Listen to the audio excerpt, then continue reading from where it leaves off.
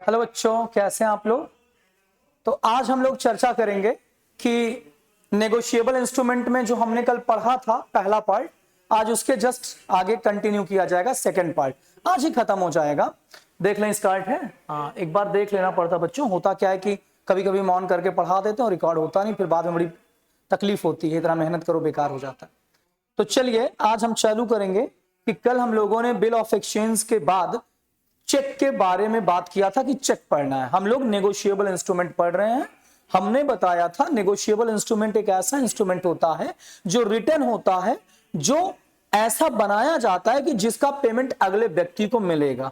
तो ये एक नेगोशिएबल इंस्ट्रूमेंट इसलिए हुआ कि कोई भी रिटर्न डॉक्यूमेंट बना करके, चाहे वो चेक के फॉर्म में हो, प्रॉमिसरी नोट के फॉर्म में हो, बिल ऑफ एक्सचेंज के फॉर्म में हो, और बना करके अगले को ट्रांसफर कर देना ताकि उसका पेमेंट उसको अच्छे से मिल जाए। आज की क्लास में हम लोग चेक के बारे में बात करेंगे, क्योंकि लास्ट जो लेक्चर था पार्ट 1, वहां पर हम लोगों ने पढ़ लिया था बिल ऑफ एक्सचेंज और प्रॉमिसरी नोट के बारे में। तो चलो शुरू करें। चलिए, तो हम लोग स्टार्ट करेंगे चेक के बारे में। तो चेक क्या होता है? चेक एक जनरल सी चीज है जो हमारे कॉमन लाइफ में, नॉर्मल लाइफ में यूज होती रहती है। आप परिवार में पापा को, दादाजी को या किसी कंपनी में देखते होंगे बनते, ठीक है। तो चेक क्या होता है? चेक किसी बैंक के लिए बनाया जाता है। इसमें भी 3 पार्टीज होती हैं। एक बनाने वाला जिसको ड्रॉवर कहा जाता है, ड्रॉवर। एक पैसा देने वाला जिसको ड्रॉई कहा जाता है। पैसा कौन देता? बैंक देती है। तो बनाने वाला हम, ड्रॉई कौन? जो बैंक है। पेई कौन? जिसको पैसा मिलेगा। तो चेक में भी 3 पार्टीज होते हैं, ड्रॉवर, ड्रॉई, पेई। ड्रॉवर जो बना रहा है, ड्रॉई जो पैसा देगा मतलब बैंक, और पेई जिसको पैसा मिलेगा। तो चेक भी एक बिजनेस के लेन देन में यूज होने वाला बहुत इंपॉर्टेंट डॉक्यूमेंट है। इसीलिए इसको नेगोशिएबल इंस्ट्रूमेंट में आज हमें पढ़ना पड़ रहा सेक्शन 6 में। चलिए देखते हैं कि चेक क्या होता है। A cheque is a negotiable instrument. ठीक है, चेक भी एक नेगोशिएबल इंस्ट्रूमेंट होता है। It is a written order by the account holder. मतलब ये भी एक रिटन ऑर्डर होता है अकाउंट होल्डर के द्वारा। जैसे मान लो मेरा बैंक अकाउंट एसबीआई में है, ठीक, और मैंने कोई चेक बनाया आपके लिए, और अब मैं चेक बना करके बैंक को ऑर्डर दे रहा हूं। ऑर्डर मतलब रिक्वेस्ट। मैंने कल भी बताया था कि भैया मेरा पैसा इनको आप दे दीजिएगा। तो ये होता है अकाउंट होल्डर एक प्रकार से रिक्वेस्ट करता है, जिसको हम ड्रॉवर कहते हैं। जो बनाता है account holder, drawer, to his bank. Bank को हमने कहा drawee, to pay a certain sum of money to another person. मतलब बैंक को अकाउंट होल्डर कहता है कि मेरे द्वारा इस बनाए गए चेक का पैसा आप उसको दे दीजिएगा। तो चेक भी एक रिटन इंस्ट्रूमेंट होता है, नेगोशिएबल इंस्ट्रूमेंट होता है, जिसमें 3 लोग होते हैं, बनाने वाला, पैसा देने वाला, पैसा पाने वाला। बनाने वाले को हम ड्रॉवर कहते हैं, पैसा देने वाला मतलब बैंक को हम ड्रॉई कहते हैं, और पैसा चेक का पाने वाले को हम पेई कहते हैं। अब देखिए तो क्या हुआ कि चेक एक नेगोशिएबल इंस्ट्रूमेंट होता है जो रिटर्न होता है, जिसमें हम रिक्वेस्ट करते हैं बैंक से, हम कौन? अकाउंट होल्डर, कि हमारा पैसा आप उनको दे दीजिएगा। तो यही होता है चेक। अब फिर और कब मिलता है? डिमांड पर। जब आप चेक लेके जाओगे तभी पैसा मिलेगा। बैंक तो सपना नहीं देख रही है ना कि हिमांशु सर ने आपको चेक बना के दिया हुआ, आप बैंक में जब सामने काउंटर पे लेके जाओगे तभी आपको उसका पैसा मिलेगा। तो हमेशा चेक का पैसा डिमांड पर मिलता है। किस पर मिलता है? डिमांड पर। प्रॉमिसरी नोट का पैसा भी डिमांड पर मिलता है। सिर्फ बिल ऑफ एक्सचेंज का पैसा किस पर मिलता है? किस पर मिलता है? ऑर्डर पर मिलता है। क्लियर हुआ कि नहीं हुआ? चलिए देखते हैं। बात आती है एग्जाम्पल पढ़ लेते हैं। If mister A write a cheque of ₹10,000 in favour of mister B, his bank will pay to B the amount on presentation. मतलब मान लो अगर ए ने 10,000 रुपए का चेक बना के बी को दिया, तो जो ए का बैंक है वो बी को उसका पैसा पे करेगी। यही होता है चेक। आइए आगे देखें चेक के आगे। अब चेक में कुछ बहुत इंपॉर्टेंट बातें आती जिसको आपको ध्यान देना है। एग्जाम में आता है एसेंशियल्स क्या है, चेक के लिए क्या क्या चीजें आवश्यक हैं, चेक में क्या बातें होनी चाहिए। तो क्वेश्चन आता है कि सर चेक के लिए सबसे पहले चेक एक रिटन ऑर्डर होता है। मतलब जब हम चेक बनाते हैं तो उसमें सारी बातें लिख देते हैं। तो मतलब एक प्रकार से हम रिक्वेस्ट करते हैं कि भैया आप बैंक हमारा पैसा इस आदमी को दे दीजिएगा। तो ये रिटन ऑर्डर होता है या रिटन इंस्ट्रूमेंट होता है। चेक बिना लिखे पढ़े माना नहीं जाएगा। एक खाली चेक लेके चले जाओ, बैंक मार्क भगा देगी। तो चेक में कुछ लिखा पढ़ा जाता, साइन होता बनाने वाले का, अमाउंट लिखा जाता है, ये सारी बातें लिखी जाती हैं। तो चेक एक रिटन ऑर्डर होता है बैंक के लिए। रिक्वेस्ट फॉर्म होता है, रिक्वेस्ट की भैया पैसा दे दीजिए। अच्छा, राइटिंग में होता, मैंने बताया ड्रॉवर। मतलब जो चेक बनाता है उसे ड्रॉवर कहते हैं, जो चेक का पैसा देता है, जो बैंक है, चेक तो उसी के लिए जाता है, तो बैंक चेक का पैसा अगले को आदमी को देगी, इसलिए उसे ड्रॉई कहते हैं। पेई, जिसको चेक का पैसा मिलेगा। तो चेक में ये बातें होनी चाहिए, ड्रॉवर होना चाहिए मतलब अकाउंट होल्डर जिसने चेक बनाया, ड्रॉई बैंक जो पैसा देगी, पेई जिसको पैसा मिलेगा। आगे आता है certain sum, the amount must be clearly mentioned both in words and figure। ज्यादातर चेक में ये बात लिखा होना चाहिए कि कितना पैसा देना है, क्लियरली मेंशन होना चाहिए। 5,000 है तो शब्दों में भी 5,000 5,000 लिखा हो, और अमाउंट में भी 5,000 लिखा हो। कई बार ब्लैंक चेक भी होते हैं, निकल जाओ हमारी बेटी की जिंदगी से और ले भर लो जितना भरना हो, ऐसा भी होता है, बट ज्यादातर चेक में अमाउंट क्लियर होना चाहिए। फिर आता है पेबल ऑन डिमांड। चेक हमेशा डिमांड पर पेबल होता है। जितना भी चेक का पैसा है जब आप बैंक में लेके जाओगे तभी आपको पैसा मिलेगा। बैंक वाला सपने नहीं देख रहा है सो करके कि आज चेक कटा है क्या, नहीं, जब आप चेक लेके बैंक के आगे प्रेजेंट करोगे काउंटर पे तभी पैसा मिलेगा, मतलब आपको मांग करनी पड़ेगी अपने पैसे की। अनकंडीशनल ऑर्डर, चेक में भी किसी प्रकार का कंडीशन नहीं होता है। चेक बनाते टाइम मैं ये नहीं लिखूंगा कि हाँ मेरे खाते में पैसा आ जाएगा तब, ऐसा कुछ भी नहीं। चेक क्लियर होता, पैसा देना है तो देना है, नहीं तो बाउंस हो जाएगा और हमारे ऊपर नेगोशिएबल इंस्ट्रूमेंट एक्ट के अकॉर्डिंग केस हो जाएगा। मतलब हो सकता है, ऐसा मैंने बताया। ठीक है, आगे आता है सिग्नेचर ऑफ ड्रॉवर। जो अकाउंट होल्डर है जिसने चेक बनाया, मान लो मैं आपको चेक बना रहा हूं तो मेरा सिग्नेचर होना चाहिए। फिर आ रहा है नेगोशिएबिलिटी। कहने का मतलब क्या है, ये जो चेक है ऐसा बनाया जाए कि आपको ट्रांसफर हो सके। मान लो मैंने चेक बनाया, अपना साइन नहीं किया या गलत साइन कर दिया तो पैसा आपको मिलेगा ही नहीं। तो चेक ऐसा बनाया जाना चाहिए जो नेगोशिएबिलिटी हो, जो ट्रांसफरेबल हो आपको, मतलब ताकि आप उसका पैसा ले सको मेरे बैंक से। फिर आता है, देखो बच्चों हम यहां पर पढ़ा रहे हैं कि चेक के बारे में, चेक क्या होता है, कॉपी कर लें, स्क्रीनशॉट लेके लिख लें अच्छे से। और मैंने एसेंशियल्स बताया कि चेक में ये बातें होनी जरूरी है। हाँ, एक बात और लिख सकते हैं कि बिल ऑफ एक्सचेंज और प्रॉमिसरी नोट की तरह चेक में स्टाम्प नहीं लगता है, बट नो स्टाम्प रिक्वायर्ड, मतलब चेक में किसी प्रकार का स्टाम्प की रिक्वायरमेंट नहीं होती है। यहां आप लिख सकते हैं, जैसे कि एक और एसेंशियल्स इंस्ट्रूमेंट है, इसके एसेंशियल्स बता दे रहा हूं। 10वां है नो स्टैम्प इज रिक्वायर्ड। इसमें स्टैम्प वगैरह कहीं नहीं लगता, गलती से मत लिख देना रट करके। बात आती है कि सर आप बताइए, बहुत इंपॉर्टेंट टॉपिक जो एग्जाम में आता है। अच्छा दिख रहा है बेटा, फॉन्ट को थोड़ा क्लियर कर दें, देखें आता है क्लियर।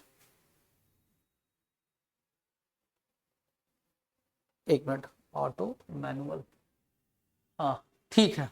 अब कह रहा है कि बिल ऑफ एक्सचेंज और चेक में क्या डिफरेंस होता है, अगर आपके एग्जाम में आ जाए। देखो, it may be drawn on any person including a banker. कहने का मतलब क्या है कि ये जो है किसी व्यक्ति के नाम पर भी लिखा जा सकता है या किसी बैंक के ऊपर भी, मतलब किसी बैंक के लिए भी बिल ऑफ एक्सचेंज लिखा जा सकता है, बट ये सिर्फ बैंक के लिए लिखा जाता है। चेक हमेशा बैंक के लिए बनाया जाता है। बिल ऑफ एक्सचेंज हम किसी बैंक या किसी पर्सन, हमारे आप जैसे लोगों के लिए लिख सकते हैं, लेकिन ये सिर्फ बैंक के लिए लिखा जाता है, आपको पैसा बैंक से मिलेगा। दूसरा, it must be accepted before the drawee to make payment upon it. मतलब बच्चों ये कह रहा है कि जब मान लो, कल मैंने बताया था, बहुत अच्छे से बताया था, अगर मान लो मैं आपको बिल ऑफ एक्सचेंज बना के दे रहा हूं, मैंने बताया था कि बिल ऑफ एक्सचेंज में 3 पार्टीज होते तो चेक में भी है, बट पहले अच्छे से समझ लो। देखो मान लो ए है, बी है और सी है। बी कहता है ए से एक बिल ऑफ एक्सचेंज बना के कि मेरा पैसा सी को दे दो, तो कुल मिला करके पेमेंट की जो डेट लिखी गई है उसके पहले ए को एक्सेप्ट करना पड़ेगा, हाँ मैं रेडी हूं आपका पैसा सी को देने के लिए। तो वही कह रहा है, it must be accepted before the drawee to make payment upon it. मतलब ड्रॉई कौन है, ए, ड्रॉवर ये है, पे ये है, मैंने कल बताया था, अच्छे से सुन लो और जाके पढ़ लो पिछली क्लास। तो बेटा इनको एक्सेप्ट करना पड़ेगा पेमेंट देने के पहले कि हाँ हम इनको पैसा देंगे, तभी इसमें पेमेंट हो पाएगी। लेकिन यहाँ cheque is require no acceptance, cheque में किसी प्रकार का एक्सेप्टेंस नहीं लगता, हमने बना के साइन कर दिया, आपको पैसा बैंक हमारा दे देगा। फिर it may be payable on demand और after the expiry of a certain period after date और साइट। कहने का मतलब क्या है, यह भी डिमांड पर पे होता है। मान लो ये चेक है, सॉरी ये बिल ऑफ एक्सचेंज है, बिल ऑफ एक्सचेंज हमको बना के दिया, मान लो बी ने बना के ए को दिया, और इसका सॉरी बी ने बनाया, कि ए मेरा पैसा सी को दे दो। अब ये बिल ऑफ एक्सचेंज किसके पास होगा? सी के पास होगा। सी ए के पास जाएंगे, समझ रहे हो ना? बी किसके लिए बनाया? सी के लिए, लेकिन पैसा किसको देना है? ए को। तो बी ड्रॉवर, ए ड्रॉई, सी पेई। मैंने कल बताया था, जाके पढ़ लो, बार बार कह रहा हूं तभी समझ में आएगा। अब बी ने ए से कहा था मेरा पैसा दे दो, ए ने एक्सेप्ट कर लिया था। अब सी के पास कागज है, सी ए के पास गया, बी का काम खत्म, क्योंकि ए ने एक्सेप्ट कर लिया था, भैया मेरा पैसा दे दीजिए। अब ए जो है सी को पैसा दे देंगे। तो कह रहा है कि भैया डिमांड करना पड़ेगा, टाइम बीतने के पहले जो डेट लिखी गई है पैसा दे दीजिए, मिल जाएगा। यहां it is always payable on demand. इसमें क्या है, ये भी हमेशा जो है चेक बैंक में ले जाके आपको देना पड़ेगा, तभी पैसा मिलेगा। ऐसा नहीं है कि चेक जो है लेके सो गए तकिए के नीचे, 1 करोड़ का चेक है, मस्त एकदम सोए पड़े हैं। डिमांड यहां भी करनी पड़ेगी। तो वही कह रहा है कि it may be payable on demand or after the expiry of a certain period after date और साइट। अब देखो इसको और समझ लो, ये डिमांड पर पे होता है। दूसरी बात, मान लो आज 1 तारीख है, आज तक इसकी लास्ट डेट थी, आज बीत गया तो इसके 3 दिन बाद भी इसका पेमेंट हो सकता है, लेकिन ये उसी दिन मिलेगा जिस दिन आपका पैसा का डेट है, उसके बाद ये नहीं मिलेगा, नया चेक बनाना पड़ेगा। तो मतलब इसमें ग्रेस डे भी मिलता है। आज बिल ऑफ एक्सचेंज का लास्ट डेट था, पैसा लेने का मैच्योरिटी हो गई, अगले 3 दिन भी और पैसा आपको मिल सकता है दिखाने पर, बट यहां ऐसा नहीं है, यहां उसी दिन मिलेगा जिस दिन लास्ट डेट है। A bill is never be crossed. Bill पे कोई क्रॉस नहीं होता, कोई रेखा उखा नहीं खींची जाती, बट चेक क्रॉस होता है। जब चेक बनता है तो चेक पे ऐसे 2 लाइन खींच दी जाती है, मैं अभी बताऊंगा आगे, चेक में क्रॉसिंग ऑफ चेक पढ़ाऊंगा आगे। A bill except in certain cases must be stamped. Bill में स्टैंप लगा होना चाहिए, भारत सरकार का स्टैंप लगा होता, बट यहां किसी प्रकार का स्टैंप नहीं लगता है। तो मैंने क्या बताया, ये आदमी और बैंकों को दोनों के लिए लिखा जाता है, ये सिर्फ बैंक के लिए होता। यहां कह रहा है कि जो पैसा दे रहा है ड्राई, उसको पहले एक्सेप्ट करना पड़ेगा। यहां किसी प्रकार का एक्सेप्टेंस की जरूरत नहीं है, मैं बना दिया, पैसा आपको मिल जाएगा। बैंक को एक्सेप्टेंस लेने की कोई जरूरत नहीं है। फिर आता है, ये पैसा डिमांड पर मिलता है और डेट बीतने के बाद भी मिल सकता है, 3 दिन एक्स्ट्रा टाइम मिलता है, ग्रेस डे बोलते हैं उसको। यहां सिर्फ पैसा उसी दिन मिलेगा, डिमांड जिस दिन, मतलब डिमांड करोगे टाइम बीतने के पहले, टाइम बीतने के बाद करोगे, मान लो 3 तारीख डेट है, उसके बाद नहीं मिलेगा। कह रहा है ये क्रॉस नहीं होता, ये क्रॉस होता है। यहां स्टैंप नहीं लगता, यहां स्टैंप यहां स्टैंप लगता है, यहां स्टैंप नहीं लगता है। चेक में किसी प्रकार का स्टैंप आपने नहीं देखा होगा कभी। चलिए आगे बढ़े बच्चा। अब आता है क्रॉसिंग ऑफ चेक। अब क्रॉसिंग ऑफ चेक पढ़ लेते हैं, थोड़ा सा नीचे कर लेते हैं इसको। हाँ, क्रॉसिंग ऑफ चेक आता है बच्चों, देखिए ध्यान से कि क्रॉसिंग ऑफ चेक क्या होता है बच्चों। जब चेक बनाया जाता है तो चेक के साइड में 2 ऐसे पैरेलल लाइन, समानांतर रेखाएं खींच दी जाती हैं, इससे चेक और सेफ हो जाता है। चेक के गायब होने के बाद इसको मिसलीड करने, इसका पैसा गलत तरीके से निकालने का खतरा खत्म हो जाता है। तो चेक हमेशा क्रॉस्ड होता है। देखते हैं चेक की क्रॉसिंग कैसे होती है।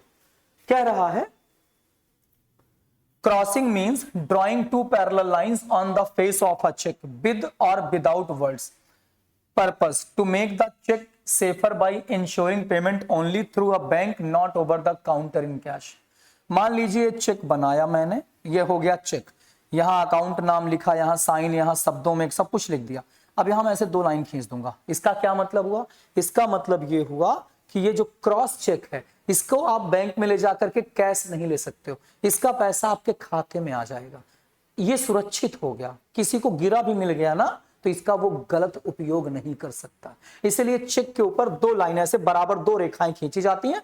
इन रेखाओं के बीच में, पैरेलल लाइन के बीच में कुछ लिखा भी जा सकता है या बिना लिखे भी अगर चेक पे लाइन खींची गई है तो माना जाएगा चेक क्रॉस्ड है। अब वो चेक का पैसा डायरेक्ट जैसे काउंटर पे कैश हम ले लेते हैं चेक को भुना के, ऐसे नहीं मिलता। अगर चेक क्रॉस्ड है तो वो पैसा आपके खाते में ही आएगा। इसका मतलब चेक सेफ है। क्रॉस करने मतलब चेक को सेफ बनाना, सुरक्षित बनाना होता है। अब आता है, अब चेक के क्रॉसिंग, कितने प्रकार का क्रॉसिंग होता है चेक का, टाइप्स ऑफ क्रॉसिंग। चेक के 3 प्रकार की क्रॉसिंग होती है, जनरल, स्पेशल, रिस्ट्रिक्टिव। 3 प्रकार से चेक को क्रॉस किया जाता है, रेखा खींची जाती है। देखते हैं कितने प्रकार से। पहला था general crossing, 2 parallel lines on the cheque, मतलब जैसे ये चेक बना हुआ है, यहां किनारे 2 लाइन ऐसे बराबर हमने खींच दिया।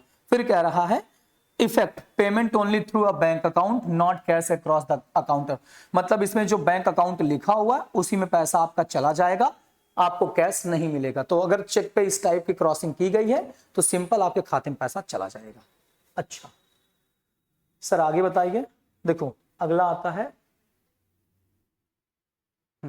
एक होता है स्पेशल क्रॉसिंग। लिखते रहो बेटा, लिखते रहो इसको। स्पेशल क्रॉसिंग आता है। अब स्पेशल क्रॉसिंग क्या है? मान लो हमने चेक बनाया, ये रहा चेक, तो two parallel lines plus name of a particular bank written example State Bank of India. मान लो हमने दो लाइन खींची, अब यहां लिख दिया जाएगा स्टेट बैंक ऑफ इंडिया इसके बीच में। तो अगर किसी बैंक के चेक के लाइन खींचने के बीच में बैंक का नाम लिख दिया गया है तो वो स्पेशल टाइप की क्रॉसिंग मानी जाएगी। अगर नहीं लिखा गया है तो वो जनरल क्रॉसिंग मानी जाएगी। वो अकाउंट में जाएगा, ये कहां जाएगा? Payment only through the specified bank, मतलब इसका पैसा सिर्फ उसी बैंक के थ्रू होगा जिस बैंक का नाम लिखा गया। जैसे वो क्या था, वो किसी भी बैंक में ले जाते आप, आपके खाते में पैसा डाल देता, यहां एसबीआई का नाम लिखा, एसबीआई ही उसका पेमेंट करेगी, मतलब वो एसबीआई में भूनेगा और कहीं नहीं भून पाएगा। ठीक है, अच्छा, ये स्पेशल प्रोसेस मतलब किसी स्पेशल बैंक के लिए बनाया गया, सब बैंक इसका भुगतान नहीं करेंगे। अब समझ में आ रही बात? वहां तो सबका भुगतान होता, लेकिन वहां कैश नहीं मिलेगा, फिर भी वो आपके अकाउंट में ही जाएगा। बट यहां उस बैंक का नाम लिख दिया गया तो आपको वो बैंक पेमेंट करेगी जिसका नाम लिखा गया। तो इसलिए स्पेशल क्रॉसिंग हर चेक में नहीं होता है। एक होता रिस्ट्रिक्टिव क्रॉसिंग। रिस्ट्रिक्टिव मतलब रोक दिया गया, इसके आगे नहीं। रिस्ट्रिक्टिव मतलब होता है रिस्ट्रिक्शंस लगा दी गई। अब होता क्या है? अकाउंट पे क्रॉसिंग, वर्ड लाइक अकाउंट पे और account payee only written between the lines. देखो बेटा, अगर मान लो ये चेक है, अब एक तो हो गया ऐसे सिंपल, ये जनरल हो गया। अब यहां बैंक का नाम लिख दिया गया, स्पेशल बन गया। अब यहां सिर्फ अकाउंट पे ओनली जैसे शब्द लिखा गया तो ये रिस्ट्रिक्टिव क्रॉसिंग मान लिया जाता है। क्या मान लिया जाएगा? रिस्ट्रिक्टिव क्रॉसिंग मान लिया जाएगा। इसका क्या असर पड़ेगा? The cheque amount must be credited only to the payee's bank account, can not be endorse further. सुनो, जैसे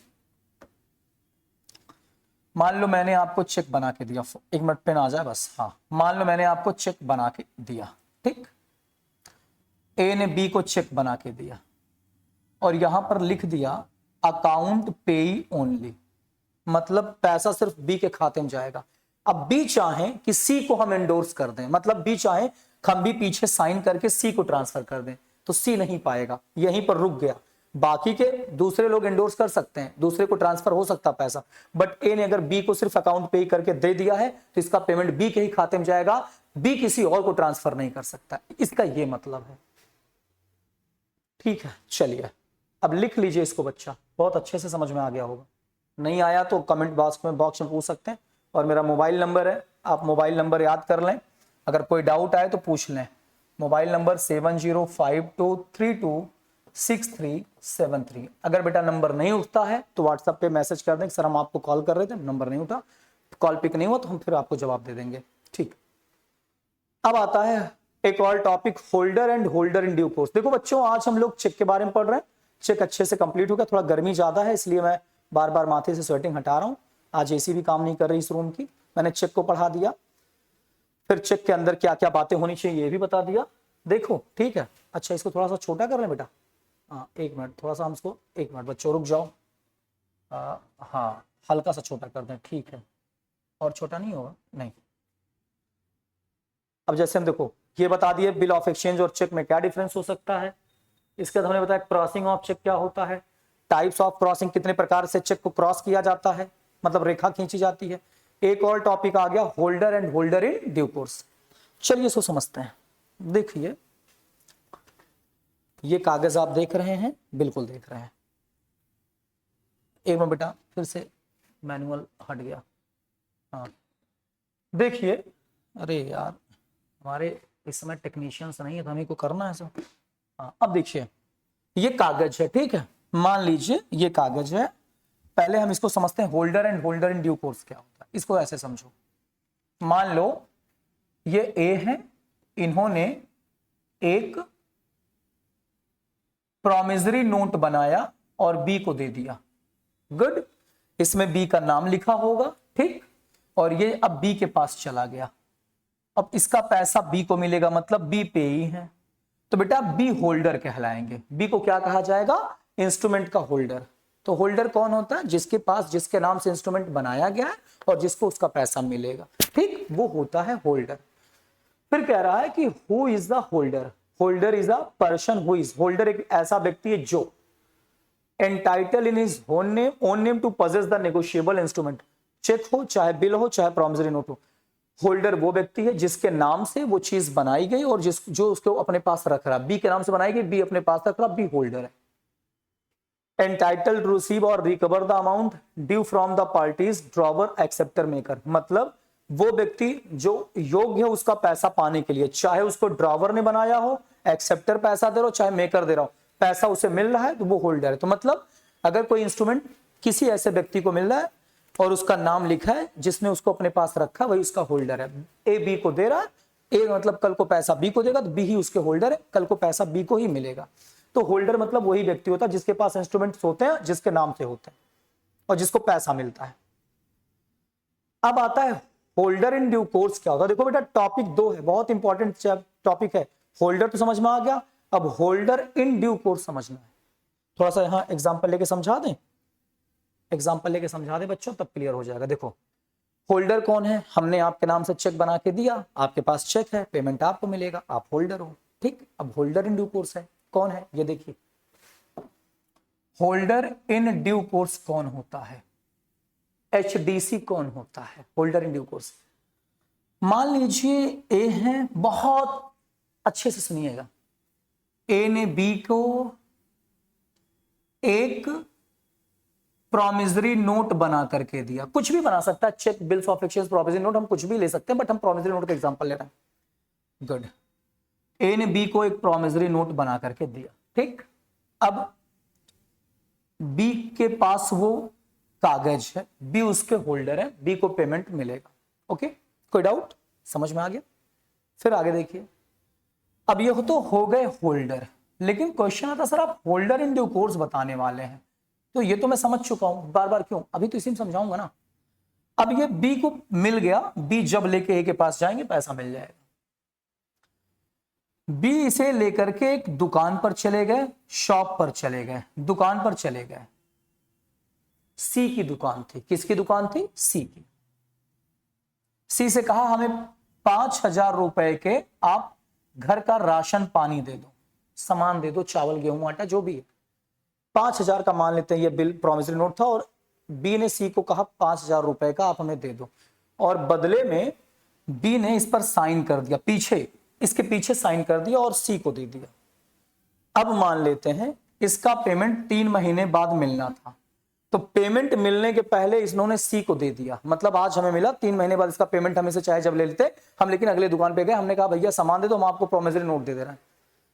तो सी अब होल्डर इन ड्यू कोर्स कहलाएगा। प्रोमिसरी नोट किसके पास आ गया, सी के पास आ गया। समझ में आई बात, सी कल को उसका पैसा ले सकता है, बी से भी, ए से भी, अगर, लेकिन इसमें कंडीशन है कि सी को ये कंसिडरेशन के रूप में मिला हो। किस रूप में मिला हो, कंसिडरेशन के रूप में मिला हो। कंसिडरेशन क्या होता है, समथिंग इन रिटर्न। सी को ये कंसिडरेशन के रूप में मिला हो, मतलब सी ने कुछ दिया हो बी को तब मिला हो। तो यहां पर सी ने राशन दिया है तब जाके, या सामान दिया तब जाके सी को कागज मिला है, इंस्ट्रूमेंट मिला है। तो होल्डर इन ड्यू कोर्स कौन है, जो व्यक्ति विश्वास कर लेता है कि अगले ने बनाया है, जो व्यक्ति कंसिडरेशन के रूप में पाता है, जिस व्यक्ति का नाम लिखा है और अगले को दे रहा है, तो माना जाता है अगला उसका होल्डर इन ड्यू कोर्स है। आप फिर से समझिए, इसको ऐसे समझिए, देखिए मान लीजिए मैं हूं, मतलब ए है बी है, ए ने बी को चेक बना करके दिया और बी को कहा पेमेंट आप ले लीजिएगा, 25,000 का चेक है, लेकिन बी इसका पेमेंट नहीं लेते हैं।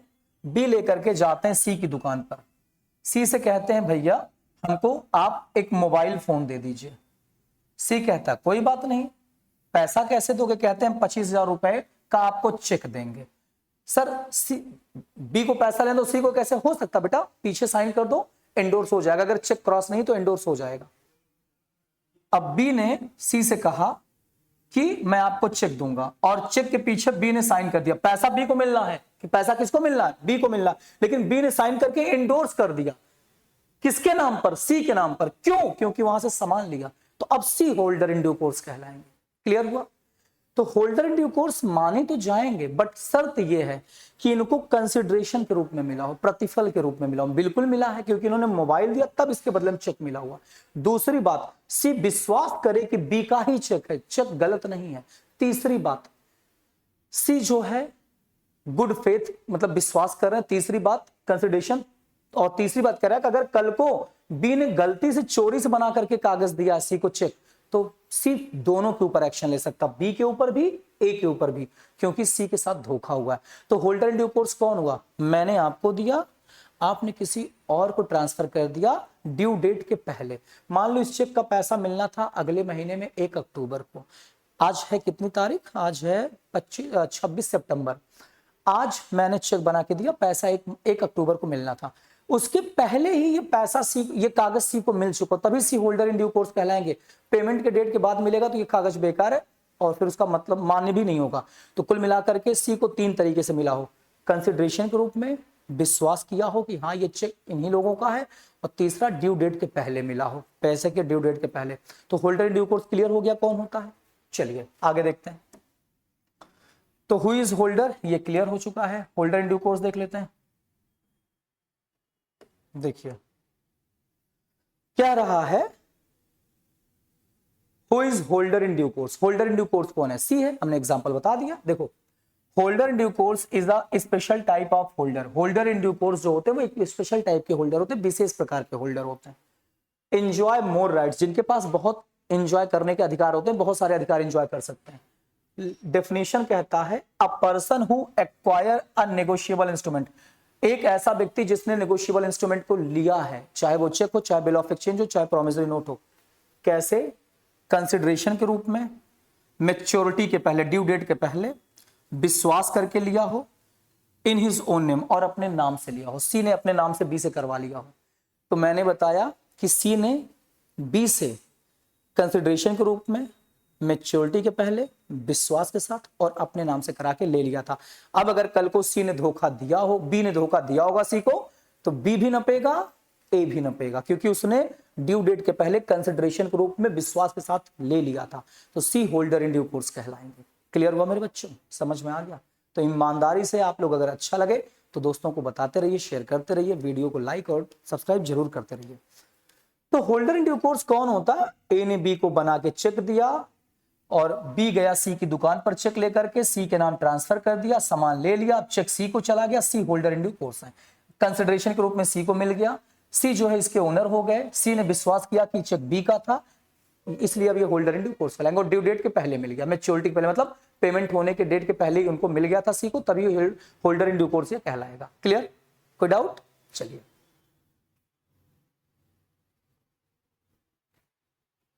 अब एग्जाम्पल देख लेते हैं।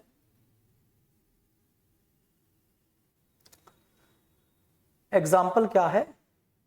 Example of holder in due course. देखो A issue a cheque to B, मतलब ए ने एक चेक बनाया, बी को दिया 5,000 रुपए में, 5,000 रुपए का। B transfer that cheque to C, B ने चेक को ट्रांसफर कर दिया सी को, इन एक्सचेंज फॉर गुड्स, कुछ सामान लिया और उसके बदले में बी ने सी को ट्रांसफर कर दिया। अच्छा, सी ने वो चेक ले लिया और मैच्योरिटी के पहले, ड्यू डेट के पहले ले लिया, और ये नहीं जानता था सी कि बी ने ए के नाम पर धोखेधड़ी से चेक बनाया हुआ है। तो कल को C is a holder in due course, C holder in due course तो है, बट कल को अगर कुछ भी हुआ तो बी के ऊपर केस कर सकता है और पूरा पैसा रिकवरी करा सकता है जो उसने चेक बना करके सी को दिया था। समझ में आई बात? क्लियर? बहुत माइंड लगता है बेटा, हर एक चीज को जोड़ करके तब आपको डिलीवर किया जाता है। तो आगे अब देखते हैं इंडोर्समेंट क्या है। इंडोर्समेंट क्या होता है? पृष्ठांकन कहते हैं, हिंदी में कहते हैं पृष्ठांकन। इंडोर्समेंट की हिंदी होती है पृष्ठांकन। पृष्ठांकन सर ये इंडोर्समेंट होता क्या है? अरे भैया कुछ नहीं होता, ये चेक है, मान लो ये चेक है, ये चेक है, ठीक, ए ने बना करके बी को दे दिया। किसको दे दिया? बी को दे दिया। गुड। अब ए ने बना करके बी को दे दिया, अब इस पे ए ने अपना साइन कर दिया और बी को दे दिया, पैसा बी को मिलेगा। गुड। अब बी चाहते हैं सी को देना, अब चेक के पीछे बी को साइन करना पड़ेगा, हाँ हम इसे सी को ट्रांसफर कर रहे हैं, तो ये इंडोर्समेंट कहलाएगा। क्या कहलाएगा? इंडोर्समेंट। मतलब कोई भी ऐसा व्यक्ति जो किसी के फेवर में पीछे, चेक के पीछे या बिल ऑफ एक्सचेंज के पीछे या प्रोमिसरी नोट के पीछे साइन करके अगले को दे दे रहा है कि लो भाई तुम ले लेना, किसी कारण से दे रहा होगा, कुछ सामान लिया होगा या पहले को उधार रहा होगा, तो बेटा वो इंडोर्समेंट कहलाएगा। इंडोर्समेंट का मतलब होता है कि जो बिल ऑफ एक्सचेंज है, प्रोमिसरी नोट है, चेक है, उनके पीछे साइन करके अगले के फेवर में दे देना कि भैया आप ले लो। तो इंडोर्समेंट का मतलब होता है कंप्लीटली किसी के नाम, किसी के लिए साइन करके इंस्ट्रूमेंट अगले को दे देना, नहीं दोगे तो पेमेंट सी को नहीं मिलेगा। ठीक है, तो चलिए देखते हैं एक बार एंडोर्समेंट क्या होता है। Endorsement means signing on the back, मतलब पीछे और फेस चाहे आगे ऑफ अ नेगोशिएबल इंस्ट्रूमेंट, चाहे वो चेक हो, बिल हो, प्रॉमिसरी नोट हो, फॉर द पर्पस ऑफ, मतलब आपने साइन कर दिया चाहे पीछे चाहे आगे, तीनों पर, चाहे बिल ऑफ एक्सचेंज हो, चाहे प्रॉमिसरी नोट हो, चाहे चेक हो। किस उद्देश्य से? आप किसी दूसरे व्यक्ति को ट्रांसफर करना चाहते थे वो इंस्ट्रूमेंट, ताकि पैसा उसको मिल जाए। Authorising another person to receive payment, आप किसी और व्यक्ति को अथोराइज करना चाहते थे कि पैसा ये जाके ले लें, हम नहीं लेंगे। अगला सिंपल वर्ड्स में, when the holder of a cheque, मान लो मैंने आपको चेक बना के दिया, आप होल्डर हो, you are a holder, will sign it and give it to someone else, he is endorsing it, मतलब मान लो हमने आपको चेक बना करके दिया, आपने कहा ठीक है पेमेंट आपको मिलना था, लेकिन आपने पेमेंट नहीं लिया, आपने अपने भाई के नाम पर पीछे साइन कर दिया, अपना साइन कर दिया, तो मतलब वो अब आप एंडोर्सर कहलाओगे और आपका भाई एंडोर्सी कहलाएगा। क्लियर हुआ? तो एंडोर्समेंट क्या होता है? जो होल्डर होता है, जिसके पास इंस्ट्रूमेंट होता है, जिसको पैसा मिलना होता है, चाहे वो बिल ऑफ एक्सचेंज हो, चाहे चेक हो, चाहे प्रॉमिसरी नोट हो, अब आप होल्डर हो, आपने बना के पीछे साइन करके अगले को दे दिया, तो आप एंडोर्सर कहलाओगे, क्योंकि आपने अगले के फेवर में एंडोर्स कर दिया, पेमेंट आपको नहीं अगले को मिल जाएगा। क्लियर हुआ? ठीक है, फिर आता है और जिसको आपने किया वो एंडोर्सी कहलाएगा। समझ में आएगा? अब इसके अंदर कुछ बातें होती हैं जो एंडोर्समेंट को वैलिड बनाती हैं, कानूनन अच्छा बनाती हैं, ताकि अगले को पेमेंट मिले। Signature, endorser must sign the instrument, आप, मैंने आपको दिया था, आपने साइन किया, उस पर आपको साइन करना पड़ेगा, तभी अगले को एंडोर्स हो पाएगा। अगला, on the signature itself, signature should be on back और face of the instrument, signature जो है चाहे पीछे करो चाहे आगे, करना तो पड़ेगा, अगले को देना है तो। अगला, डिलीवरी, और सिग्नेचर करने के बाद अगले को दे दो, चेक अगले को, अगले के फेवर में आपने दिया, मैंने आपको दिया था, आप होल्डर हो, पेमेंट आपको मिलना था, लेकिन आपने अगले को फेवर में अगले को फेवर करना था, तो आप अगले को साइन करके दे दो, तभी उसको पैसा मिलेगा। डिलीवरी कर दो, कंप्लीट ट्रांसफर, मतलब अगर आप को मैंने दिया है तो आप पूरी तरीके से, अगर अगले को पेमेंट के लिए मतलब अथोराइज कर रहे हो, तो आप पूरी तरीके से साइन वगैरह कर दो, ताकि अगले को कंप्लीट ट्रांसफर हो जाए, पैसा मिल जाए। ये नहीं कि कल को रो रहा बैठ के कि भैया आप तो कैसे दिए थे हमको, हमारा कोई जिम्मेदारी नहीं, आपकी जिम्मेदारी बनेगी अब। अगला, endorser must be holder, endorser क्या होना चाहिए? होल्डर होना चाहिए, मतलब हमने अगर आपको चेक बना करके दिया है तो आप होल्डर हो। होल्डर कैसे? क्योंकि पेमेंट आपको मिलना था, लेकिन आप नहीं चाहते थे लेना, तो आपने अगले के नाम पर एंडोर्स कर दिया। क्यों? आप आगे साइन किए चाहे पीछे साइन किए, आपने अगले के नाम पर एंडोर्स कर दिया, अब पैसा आप उसको मिलेगा, आपको नहीं मिलेगा। क्लियर? अब एंडोर्समेंट के टाइप्स देख लेते हैं, लास्ट टॉपिक है और यही सिलेबस आपका एंड हो जाएगा आज। टाइप्स ऑफ एंडोर्समेंट, ब्लैंक और जनरल एंडोर्समेंट। एंडोर्समेंट पहला है ब्लैंक और जनरल एंडोर्समेंट, मतलब आपने सिर्फ सिग्नेचर कर दिया, मान लो आपको मैंने चेक बना के दिया था, आप चाहते थे अपने भाई के नाम पर एंडोर्स करना, आपने सिर्फ साइन किया और आप अपने भाई को दे दिए, तो ब्लैंक एंडोर्समेंट माना जाएगा। जैसे A sign back of cheque without writing anything, whoever hold it can encash, मतलब आपने कुछ भी बिना लिखे सिर्फ साइन करके अपने भाई को चेक के पीछे दे दिया, वो एंडोर्समेंट ब्लैंक हो गया, खाली हो गया। मैंने आपको दिया था, आपने साइन करके अपने भाई को सिर्फ साइन किया, नाम नहीं लिखा, तो वो जो है आपके भाई को ब्लैंक एंडोर्समेंट माना जाएगा। फुल, मतलब आपने अपने भाई को देने के लिए अपना साइन भी लिया किया और अपना नाम भी लिखा। जैसे मान लो मैंने आपको चेक बना के दिया, लेकिन आप चाहते थे पेमेंट आपके भाई को हो, तो आपने मुझसे लेने के बाद पीछे अपना साइन किया, अपने भाई का नाम लिख लिया। फिर रिस्ट्रिक्टिव एंडोर्समेंट क्या होता है? मतलब आपने अपने भाई का नाम भी लिखा, साइन भी किया, लेकिन भाई किसी और को नहीं कर सकता, यही होता है रिस्ट्रिक्टिव एंडोर्समेंट।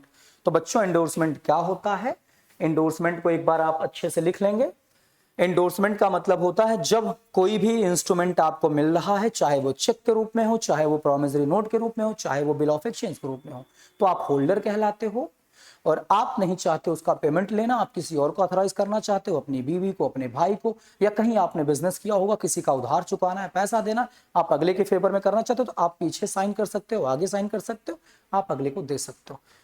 साथ ही साथ ये दो प्रकार, तीन प्रकार से होता है, ब्लैंक भी हो सकता है, या फिर स्पेशल भी हो सकता है, या फिर एक प्रकार से रिस्ट्रिक्टिव। रिस्ट्रिक्टिव एंडोर्समेंट क्या होता है? मतलब आपने अगर अपनी वाइफ या अपने भाई या किसी के नाम पर एंडोर्स कर दिया, तो वो अगला उसको अगले को एंडोर्स नहीं कर सकता, वहीं रुक गया, तीसरे के बाद आगे नहीं बढ़ेगा।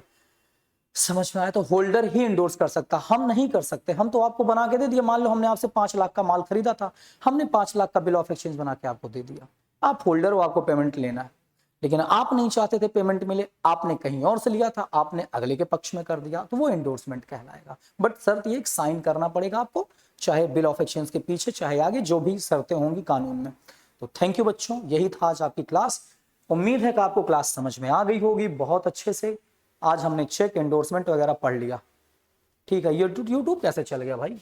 अच्छा नहीं भैया, सॉरी, हम नहीं चाहते कि आप चलें। ठीक है, हमने पढ़ लिया। ठीक है, थैंक यू बच्चों, क्लास यहीं खत्म होती है। मेरे प्यारे बच्चों, सर का ध्यान रखना, शेयर लाइक सब्सक्राइब जरूर करना। Thank you.